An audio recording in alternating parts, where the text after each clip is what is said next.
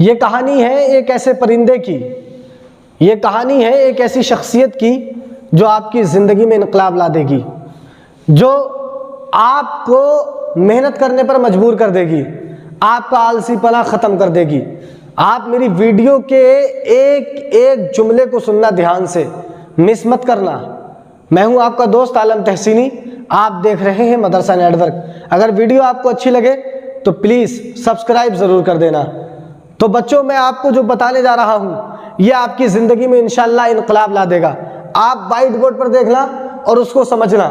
انشاءاللہ اگر آپ اس کو سمجھ گئے تو آپ کی زندگی آج سے ہی بدلنا شروع ہو جائے گی۔ وہ پرندے کی وہ کہانی ہے اور اس شخصیت کی کہانی ہے جس شخصیت کو اللہ تعالیٰ نے بڑے کمال و خوبی سے نوازا ہے، جن کا نام ہے حضرت سلیمان علیہ السلام۔ سلیمان علیہ السلام کو اللہ تعالیٰ نے پانی پر حکومت دی ہے، ہوا پر حکومت دی ہے۔ سلیمان علیہ السلام کو اللہ تعالیٰ نے پرندوں پر حکومت دی ہے۔ سلیمان علیہ السلام کو اللہ تعالیٰ نے جناتوں پر حکومت دی ہے۔ ایک مرتبہ آپ نے سارے پرندوں کو اکٹھا کرا اور سارے پرندوں سے کہا کہ اپنی اپنی خوبیاں بتاؤ، آپ اپنے اپنے کمال بتاؤ۔ ہر پرندہ آتا اپنی خوبی بتاتا، اپنے کمال بتاتا، اپنی اچھائیاں بتاتا اور کہتا حضور سے کہ حضور آپ مجھے اپنے ساتھ میں رکھ لیں۔ سلیمان علیہ السلام کے پاس میں ایک پرندہ اور آتا ہے، اس پرندے کا نام ہے، یاد رکھنا اس پرندے کا نام کیا ہے، میں وائٹ بورڈ پر لکھ دے رہا ہوں، یاد رکھنا اور اس کو لکھ بھی لینا آپ، ٹھیک ہے۔ اس پرندے کا نام ہے ہدہد، قرآن پاک میں اس کا ذکر دیا ہے۔ اس پرندے کا نام کیا ہے؟ ہدہد نام ہے اس کا۔ ہدہد آتا ہے اور اپنے کمال بتاتا ہے، کہتا ہے حضور سلیمان علیہ السلام، یہ اللہ کے نبی، اللہ تعالیٰ نے مجھے بڑے کمال دیے ہیں، بڑی خوبیاں دی ہیں۔ کہتا ہے کہ میں جب آسمان میں اڑتا ہوں تو اڑتے اڑتے یہ پتہ لگا لیتا ہوں کہ زمین کی کس سطح پر پانی ہے۔ حضور جب میں آسمان میں اڑتا ہوں تو اڑتے اڑتے یہ پتہ لگا لیتا ہوں کہ زمین کی کس سطح پر پانی ہے۔ جب آپ کو نماز پڑھنے کی ضرورت ہوگی اور پانی مجھے ڈھونڈنا ہوگا تو میں اڑتے اڑتے پتہ لگاؤں گا کہ پانی زمین کی سطح پر موجود ہے، آپ وضو کر کے نماز پڑھ لینا۔ سلیمان علیہ السلام خوش ہو گئے، لیکن کوا بولتا ہے حضور یہ جھوٹ بولتا ہے، یہ مکار ہے، یہ آپ سے جھوٹ بولتا ہے۔ سلیمان علیہ السلام ارشاد فرماتے ہیں اے کوے تو بتا یہ کیسے جھوٹ بولتا ہے؟ تو کوا کہتا ہے حضور جب یہ آسمان میں اڑتے اڑتے زمین کی سطح پر کس جگہ پانی ہے یہ پتہ لگا لیتا ہے، پھر یہ شکاری کے جال میں کیوں پھنس جاتا ہے؟ یہ جھوٹا ہے، یہ مکار ہے۔ اب سمجھو جو میں اب آپ کو بتانے جا رہا ہوں یہ آپ کی زندگی میں انقلاب لا دے گا۔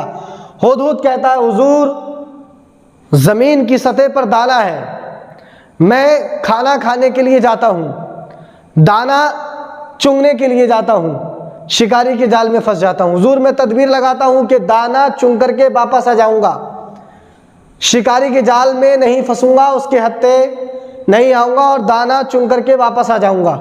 حضور تدبیر لگاتا ہوں میں دانا چنگنے کے لیے اور دانا چنگ بھی لیتا ہوں، اور جب شکاری کے جال میں پھنس جاتا ہوں تو حضور وہ میری تدبیر نہیں ہے، وہ تقدیر ہے، میری تقدیر میں یہی ہونا تھا تو میں پھنس گیا، اگر پھنسنا نہیں ہوتا تو حضور دانا چن کر کے میں واپس آ جاتا۔ تو آپ سمجھو آپ خالی بیٹھے ہوئے ہو، دوسروں سے کہہ رہے ہو یار میری تقدیر میں یہی ہے، مجھے خالی بیٹھنا ہے۔